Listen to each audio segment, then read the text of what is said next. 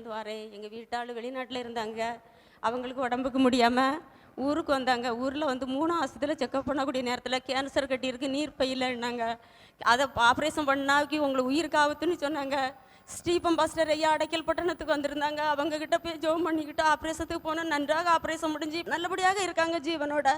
ஏசப்பாவுக்கு கோடி நன்றி. Praise Hallelujah.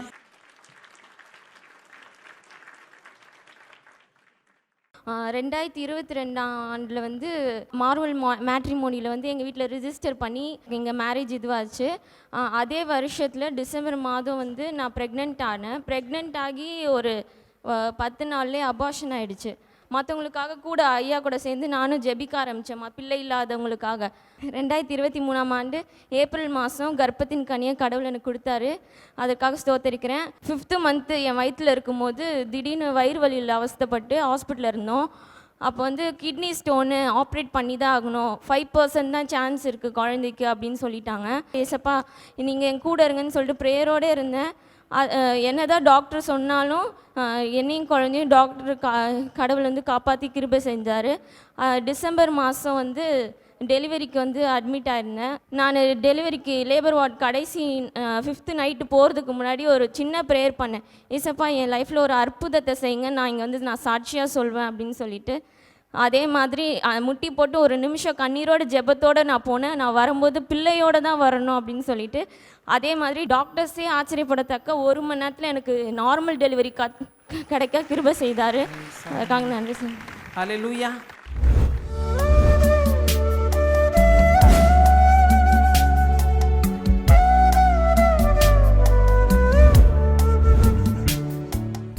கிறிஸ்துவுக்குள் மிகவும் பிரியமான எனதருமை சகோதர சகோதரிகளே, நம்மை சிருஷ்டித்தவரும் நம்மை உண்டாக்கினவரும் நம்மை ஒருபோதும் மறந்து போகாதவருமாகிய இயேசு கிறிஸ்துவின் விலையற்ற நாமத்தினாலே உங்கள் எல்லாரையும் வாழ்த்தி ஆசீர்வதிக்கிறேன். அல்லேலூயா.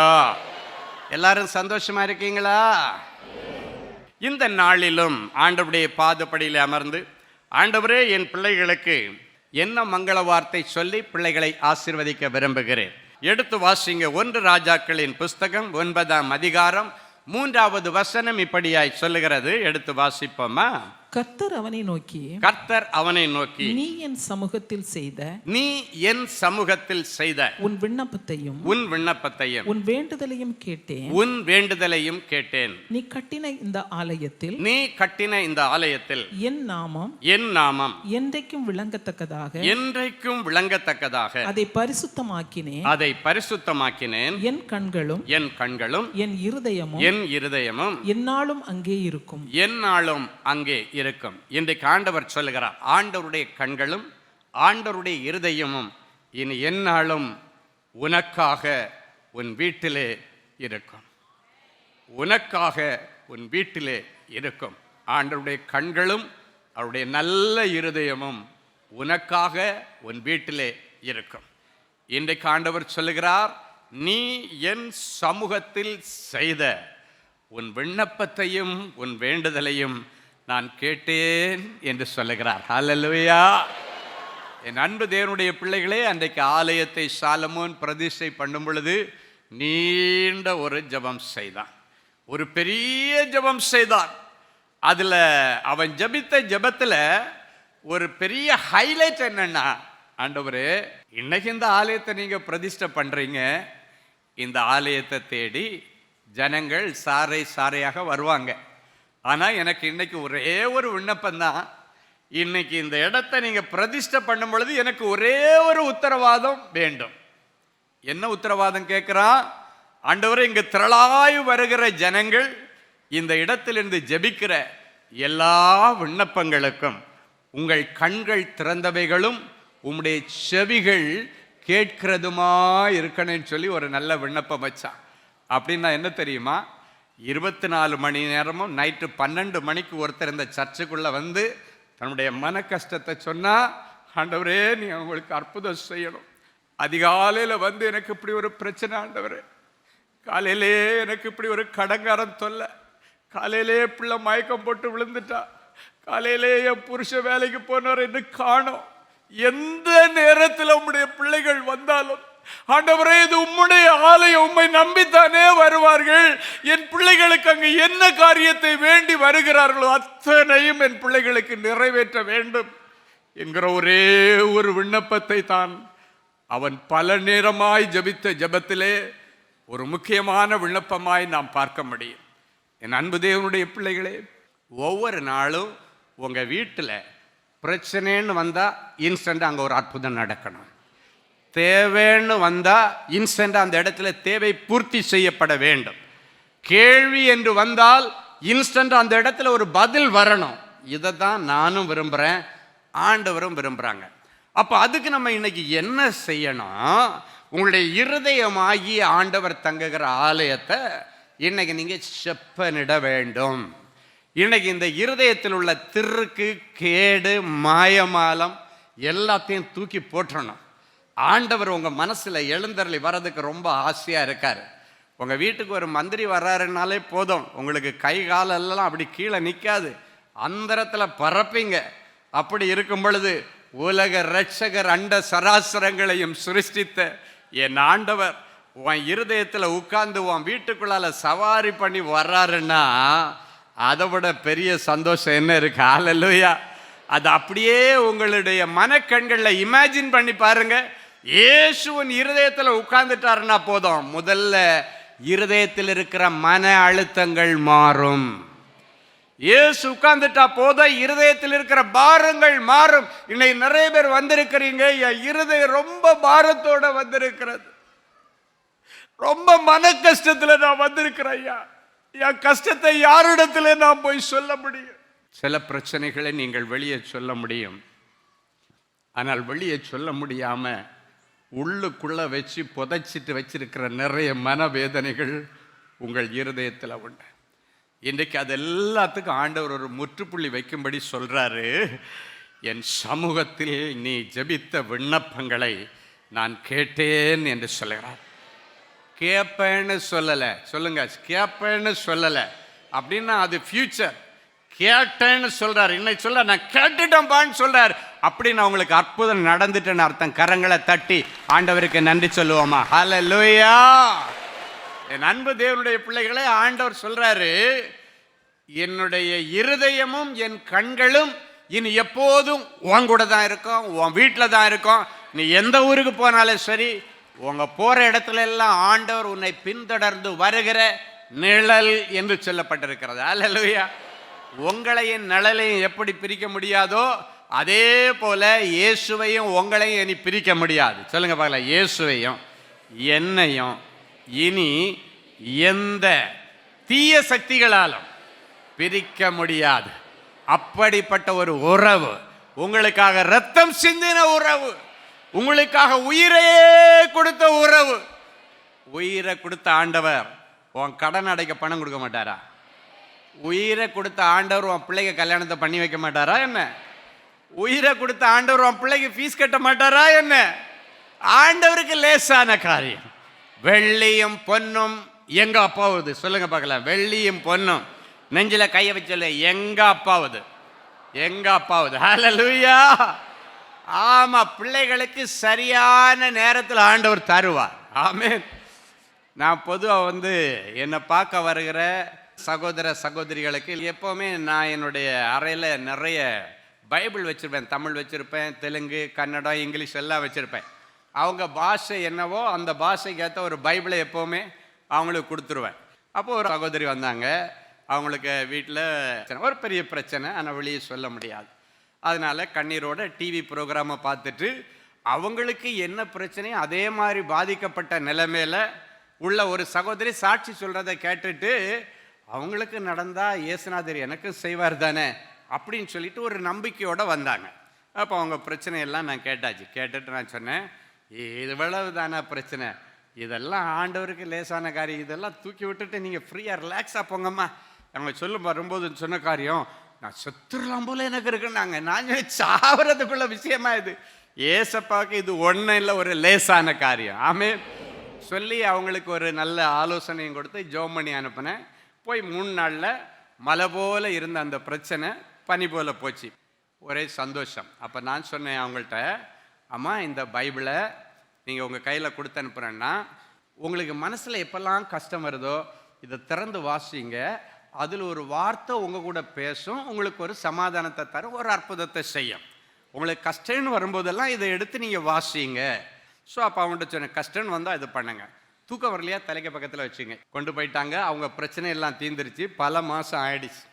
இப்போ என்னன்னா, அவங்களுக்கு இருந்த பழைய வீடை காலி பண்ணி இப்போ புதுசாக ஒரு சொந்த வீட்டுக்கு போகிறாங்க. சொந்த வீட்டு ஒரு ஃப்ளாட் வாங்கிட்டாங்க. இப்போ அந்த அம்மா பார்த்து பார்த்து எல்லா பொருளையும் எடுத்து எல்லாம் ரெடி பண்ணி பேக் பண்ணுறாங்க. ஒரு வாரமாக பேக் பண்ணுறாங்க. எல்லாத்தையும் பேக் பண்ணி கட்டி கட்டி கட்டி இருப்பாங்கும்போது இந்த பைபிள் வந்து அன்னைக்கு கொண்டு வச்ச இடத்துல அப்படியே இருக்குது. அது வரைக்கும் அவங்க தொடவே இல்லை. கொண்டு பரண் மேலே வச்சுருந்தேன்னாங்க. என்ன சொன்னாங்க? பரண் மேலே வச்சுருந்தேன். சாட்சி சொல்லும்போது சொன்னாங்க, நான் கொண்டு போய் பரண் மேலே வச்சுட்டேன் அப்படின்னாங்க. எல்லாத்தையும் தூக்கிட்டு போகும்போது ஐயா ரொம்ப ஆசைப்பட்டு ஒரு புஸ்தகத்தை எனக்கு ப்ரெசன்ட் பண்ணார். ஐயா கொடுத்த அந்த புஸ்தகத்தை மட்டும் எப்படிட்டு போகிறதுன்னு சொல்லிட்டு அந்த புஸ்தகத்தையும் எடுத்து ஒரு பெட்டியில் வச்சு அதையும் எடுத்துகிட்டு போயிட்டாங்க. அந்த பொக்கிஷத்தையும் கையில் எடுத்துகிட்டு போயிட்டாங்க. கடைசியாக எல்லாம் அந்த ரூம் போகிறாங்க, இந்த ரூம் போகிறாங்க. எல்லாம் பார்த்துட்டு எப்பமோ அவங்க நகை பை மட்டும் தன்னுடைய கையிலே வச்சுட்டு ஒரு பையில் போட்டு கையிலே தூக்கிட்டு அலைகிறாங்க. எல்லாம் முடிஞ்சிருச்சு, திங்ஸ் எல்லாம் மேலே ஏற்றியாச்சு. இப்போ இவங்க நகை பையன்தான் மிச்சம். கடைசியாக ரொம்ப நேரம் ட்ராவல் பண்ணணுமே, எதுக்கு ரெஸ்ட் ரூம் போயிட்டு போவேன்னு சொல்லிட்டு அந்த நகை பைய அது வரைக்கும் தன்னுடைய கையிலேருந்து இறக்கி வைக்காதவங்க அதை வெளியே வச்சுட்டு ஒரு தின்ன மாதிரி இருந்துச்சா உள்ளுக்குள்ளே வச்சுட்டு அங்கே போனவங்க போயிட்டு அப்படியே இறங்கி போயிட்டாங்க. வீட்டுக்கு போயிட்டாங்க. எங்கள் புதிய வீட்டுக்கு போயாச்சு. அவ்வளோ நேரம் கையில் தூக்கிட்டு அலைஞ்ச நகையை அங்கேயே ஞாபகம் இல்லாமல் விட்டுட்டு அவங்க பாட்டுக்கு போயிட்டாங்க. நல்லா கவனிங்க. வீட்டுக்கு போயாச்சு, நைட்டு தூங்கிட்டாங்க.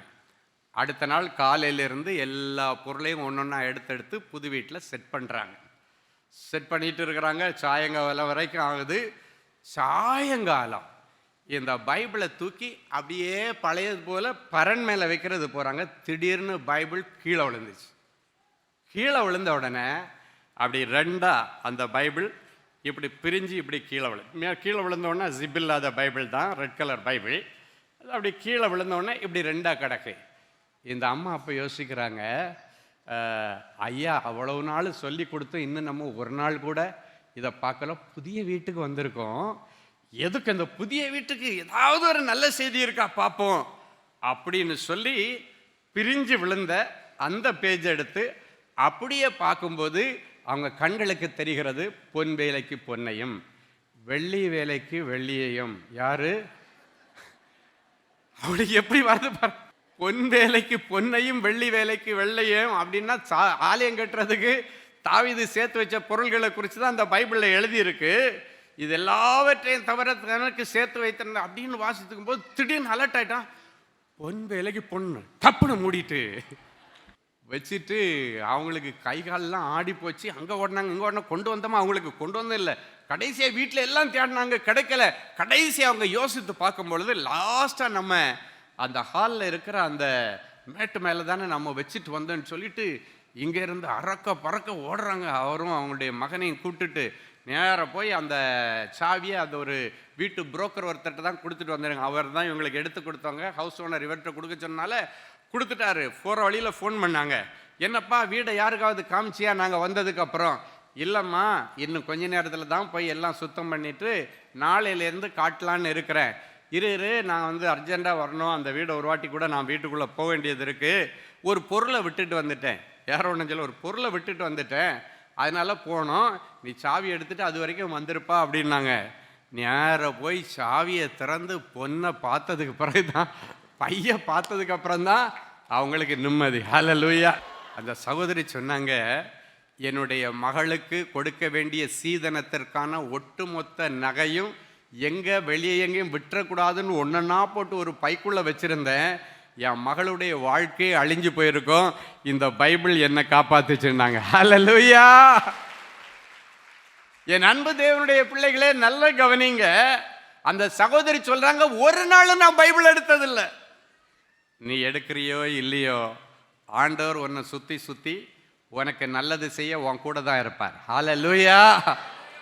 அடுத்து அவங்க சாட்சி சொல்லும் பொழுது, ஒரு நல்ல ஸ்தோத்திர காணிக்கை எடுத்துகிட்டு இந்த காரியத்தை சொல்லும் பொழுது அவங்களுக்கு இயேசுநாதர் இப்படியெல்லாம் நல்லவரா, எனக்கு அவ்வளோ பெரிய பிரச்சனையை தீர்த்தாரு, அதெல்லாம் எனக்கு சந்தோஷம். ஆனால் இப்படி எல்லாமா காட்டுவார், அப்படியே வெளிச்சம் போட்டு காட்டினார் ஐயா. அப்படியே அந்த ஒரு பொருளும் கீழே விழல, இந்த பைபிள் மட்டும்தான் என் கை தவறி கீழே விழுந்துச்சு, நான் எல்லாம் ஒதுக்கும் போது. ஆனால் அதில் கூட எவ்வளோ ஒரு நல்ல காரியம் நடந்திருக்குயா. இந்த இயேசுநாதரை மறக்க மாட்டேன், என்னை டெய்லி இந்த பைபிள் எடுத்து வாசிப்பேன் நாங்கள். அல்லேலூயா. இதை மட்டும் உங்கள் கையில் இல்லைன்னா நீங்கள் ஒரு பெரிய பொக்கிஷத்தை இழந்திருக்கிறீங்கன்னு அர்த்தம். இது எந்த நேரத்தில் எதற்காக நீ இதை திறந்தாலும் அது உங்கூட பேசும். எந்த நேரத்தில் என்ன கேள்வி கேட்டாலும் இது உங்கூட பதில் சொல்லும். என்ன டிசிஷன் எடுக்கணும்னாலும் இதை திறந்து வாசிச்சேன்னா சரியான டிசிஷன் எடுக்க முடியும். அண்ணல் காந்தியடிகள் தன்னுடைய சுயசரிதையில் எழுதியிருக்கிறாரு, தன்னுடைய வாழ்க்கையில் குழப்பமாக தீர்மானம் எடுக்க முடியாத நேரத்தில் எல்லாம் அவர் பைபிளை எடுத்து திறந்து வாசித்தாருன்னா கரெக்டாக கிறிஸ்டல் கிளியராக தீர்மானம் எடுக்க அவருக்கு உதவி செய்யுமா. அண்ணல் காந்தியடிகளுக்கு தீர்மானம் எடுக்க, டிசிஷன் எடுக்க உதவி செய்த இந்த வேத புஸ்தகம், இது உயிருள்ள புஸ்தகம், ஆண்டவருடைய வார்த்தைகள். இதன் மூலமாக இயேசுவை நீங்கள் நித்தமும் பார்க்கலாம், தினமும் பார்க்கலாம். இதை மட்டும் யூஸ் பண்ணி பாருங்க, கீழே வைக்க மனசு வராது. ஹல்லேலூயா. ஆமாம், ஏன்னா இந்த வசனம் சொல்லுகிறது, என் கண்களும் என் இருதயமும் என்னாலும் உங்கூட இருக்குமா. அந்த கண்களும் இருதயமும் எப்படி பேசும் தெரியுமா? இதை வச்சு திறந்து வாசிச்சா அவருடைய கண்களும் அவருடைய இருதயமும் உங்கூட பேசும்.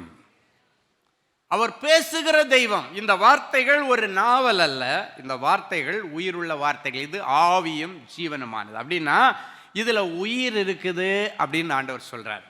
எனவே இந்த வேத புஸ்தகம் யார்கிட்ட எல்லாம் இல்லையோ, ஃபேமிலிக்கு ஒன்றெல்லாம் வச்சுக்கூடாது, ஆளுக்கு ஒன்று வச்சுக்கணும். சொல்லுங்கள், ஆளுக்கு ஒன்று வச்சுக்கணுங்க. சின்ன பிள்ளைகளுக்கு கூட வாங்கி கொடுத்து காலையில் இயேசுவை பார்க்குறோன்னு நீங்கள் நினச்சிங்கன்னா இதை திறந்து ஒரு அதிகாரம் எடுத்து வாசிங்க.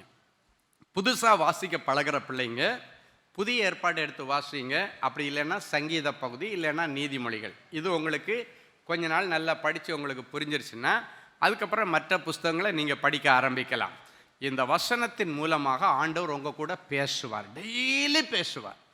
நித்தமும் இந்த வார்த்தைகளை நீங்கள் கேட்டுட்டு உங்கள் அன்றாட வேலைகளுக்கு போய் பாருங்க, நீ செய்வதெல்லாம் வாய்க்கும். சொல்லுங்க பார்க்கலாம், நான் செய்வதெல்லாம் எனக்கு வாய்க்கும். ஹல்லேலூயா.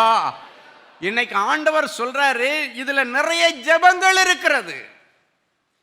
இது ஒரு ஜெப புஸ்தகமாகவும் எடுத்துக்கொள்ளலாம், தீர்க்க தரிசன புஸ்தகமாக எடுத்துக்கொள்ளலாம், இது ஒரு ரூட் மேப்பா எடுத்துக்கலாம், இது ஒரு டிசிஷன் மேக்கிங்ல எடுத்துக்கலாம், இது ஒரு லா புக்காக எடுத்துக்கலாம், எல்லாத்தையும் எடுத்துக்கலாம்.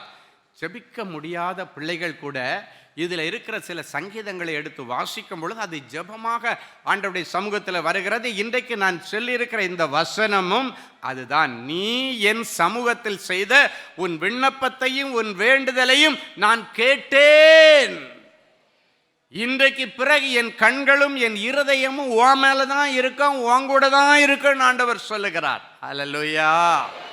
அப்போ பாருங்க, நம்ம பரலோக அப்பாவுடைய கண்களும் இருதயமும் உன் வீட்டில் இருந்துச்சுன்னா அந்த கொஸ்டின் மார்க் விட்டுட்டு பதில உங்கள்கிட்ட விட்டுற என்ன நடக்கும்? எல்லாம் கிடைக்கும். சொல்லுங்க பார்க்கலாம், எல்லாம் கிடைக்கும். அவர் பார்த்துட்டு சும்மா இருக்க மாட்டாரு. அவர் செத்து போய் அடக்கம் பண்ண கொண்டு போயிட்டு இருக்கிற ஒரு வாலிப பையன், அவனுடைய சரீரத்தை அந்த பாடையில வச்சு கொண்டு போயிட்டு இருக்கிறாங்க. அந்த தாய் அழுதுட்டு வர்றாங்க. அதை இந்த இயேசு பார்க்கிறார். அவருடைய கண்கள் பார்க்கிறது, அவருடைய இருதயம் அதை பார்க்கிறது.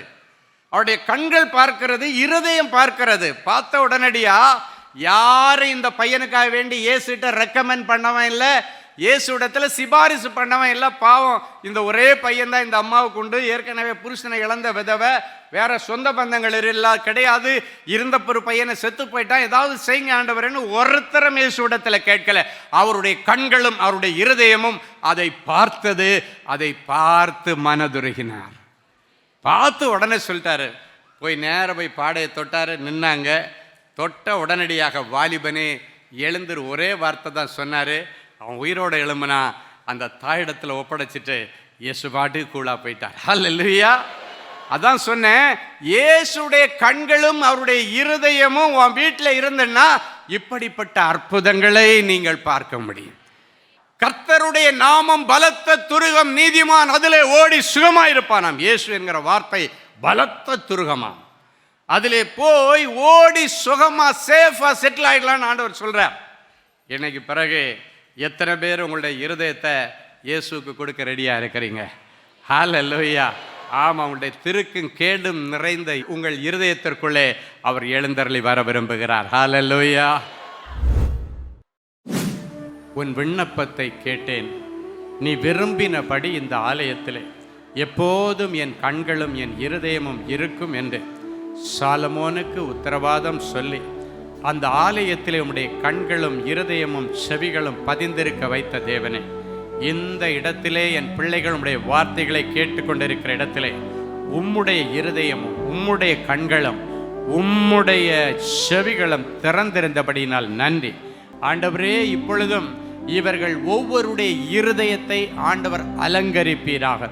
திருக்கும் கேடும் நிறைந்த கல்லான இருதயத்தை எடுத்து போட்டு நவமான பரிசுத்த இருதயமாய் மாற்றி இவர்கள் உச்சம் தலை முதல் உள்ளங்கால் வரைக்கும் இவர்களுடைய எல்லா விதமான பாவங்களை ஆண்டவர் மாய்த்து எல்லாத்தையும் அழித்து இவருடைய இருதயத்தையும் இவருடைய சிந்தனையும் இவருடைய யோசனைகளையும் ஐம்புலன்களையும் ஆண்டவர் இன்றைக்கு நீர் இப்பொழுது சுத்தம் பண்ணி ஆவி ஆத்மா சரீரம் முழுவதும் கர்த்தராகிய இயேசு கிறிஸ்துவின் வருகையிலே குற்றமற்றதாய் காக்கப்படும்படிக்கு ஆண்டவர் இப்பொழுது பரிசுத்தத்தின் தேவன் இவர்களை பரிசுத்தப்படுத்த. இஸ்மவேல் என்கிற உன் பிள்ளையை குறித்து நீ விண்ணப்பித்த ஜெபம் கேட்கப்பட்டது என்று சொல்லி ஆபிரகாமாய் பார்த்து சொன்ன ஆண்டவர், எந்தெந்த பிள்ளைகளுக்கு என்னென்ன ஆசீர்வாதத்திற்காக நீங்கள் விண்ணப்பித்து வந்திருக்கிறீர்களோ அந்த விண்ணப்பம் கேட்கப்பட்டது. உங்கள் பிள்ளைகளுடைய வாழ்க்கையிலே நல்லது நடக்கும் என்று கர்த்தர் சொல்லுகிறார்.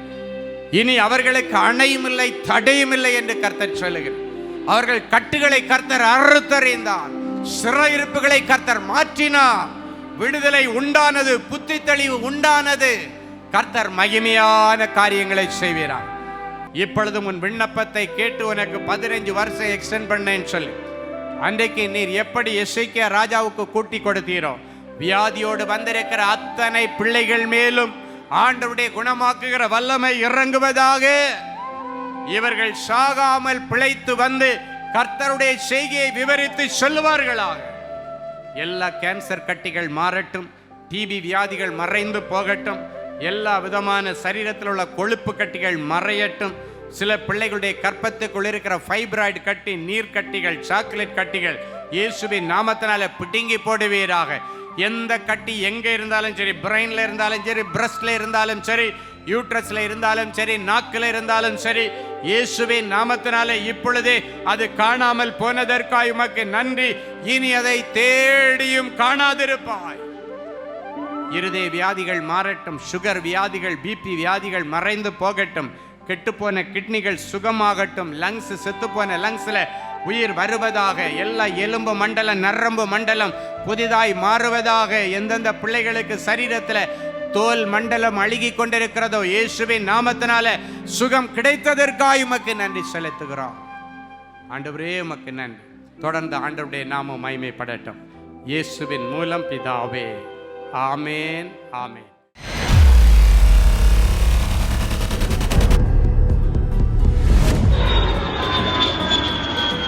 தேவனின் அன்பு ஊழியங்கள் நடத்தும் இஸ்ரேல் தேச புனித பயணம். அன்பானவர்களே, ஆண்டவராகிய இயேசு கிறிஸ்து பிறந்து வளர்ந்து ஊழியம் செய்து மரித்து அடக்கம் பண்ணப்பட்டு உயிரோடு எழுந்த புனித ஸ்தலங்களை கண்டு மகிழ இதோ ஓர் அரிய வாய்ப்பு.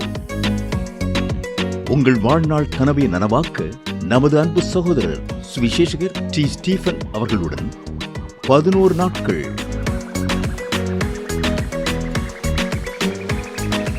எகிப்து,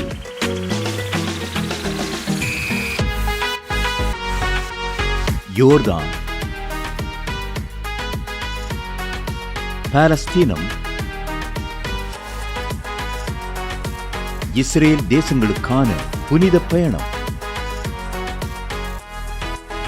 2025 ஆண்டிற்கான இந்த புனித பயணமானது வருகிற மே மாதம் 19ஆம் தேதி முதல் 29ஆம் தேதி முடிய 11 நாட்கள் நடைபெறுகிறது. இது ஒரு சாதாரண சுற்றுலா அனுபவம் அல்ல. இயேசு கிறிஸ்துவின் பாதங்கள் பதிந்த இடங்களில் உங்களுடைய பாதங்களும் பதியும்படிக்கு அவருடைய கரங்களை பிடித்து நடக்கிற ஓர் உன்னத அனுபவம். மேலும் விவரங்களுக்கு தொடர்பு கொள்ள செல்போன் எண்கள் 7299479999 மற்றும் 9841437999. Email exodusholytours@gmail.com. Website www.exodusholytours.com. கிறிஸ்துவுக்குள் அன்பானவர்களே, ஆண்டவராகிய இயேசு கிறிஸ்துவின் இனிய நாமத்தில் அன்பின் வாழ்த்துக்கள்.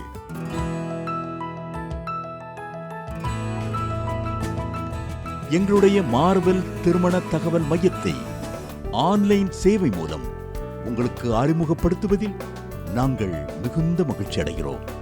எங்களது மார்வெல் திருமண மையம் கிறிஸ்தவ குடும்பத்தில் திருமணத்திற்கு ஆயத்தமாயிருப்பவர்கள் தங்களுக்கு ஏற்ற வாழ்க்கை துணையை தேர்ந்தெடுக்க சிறந்த திருமண சேவை மையமாக இருக்கிறது. மேலும் மார்வெல் திருமண தகவல் மையத்தில் நீங்கள் பதிவு செய்வதற்கு எங்களது இணையதள முகவரி www.marvelmatrimony.com மற்றும் அலைபேசி எண் 7824855999 என்ற எண்ணிற்கு தொடர்பு கொள்ளலாம். சென்னை, நாகர்கோவில் மற்றும் மும்பை நகரில் உள்ளவர்கள் பதிவு செய்ய விரும்பினால் கீழ்க்கண்ட விலாசங்களில் உள்ள எங்களது அலுவலகங்களோடு தொடர்பு கொள்ளலாம். தேவனின் அன்பு ஊழியங்கள் எண் 14, ராமலிங்க நகர், OMR ரோட், SRP டூல்ஸ் அருகில், கொட்டிவாக்கம், சென்னை 41. Email info@marvelmatrimony.com. ஆண்டவர்தாமே உங்களை அளவில்லாமல் ஆசீர்வதிப்பாராக. அன்பு தேவனுடைய பிள்ளைகளே, இந்நிகழ்ச்சியின் மூலம் நீங்கள் பெற்றுக்கொண்ட ஆசீர்வாதங்களை உங்கள் ஜெப விண்ணப்பங்களையும் அனுப்ப வேண்டிய முகவரி தேவனின் அன்பு ஊழியங்கள் எண் 340B பார் 1A 3B1 Vinayak avenue, OMR road, Okkiyam, Thoraipakkam, Chennai 600097. இது இந்தியன் ஆயில் பெட்ரோல் பங்க் எதிரில் அமைந்துள்ளது மற்றும் காக்னிசன்ட் டெக்னாலஜி சொல்யூஷன்ஸ் அருகிலும் அமைந்துள்ளது. மின்னஞ்சல் prayer@godsloveministries.co.in.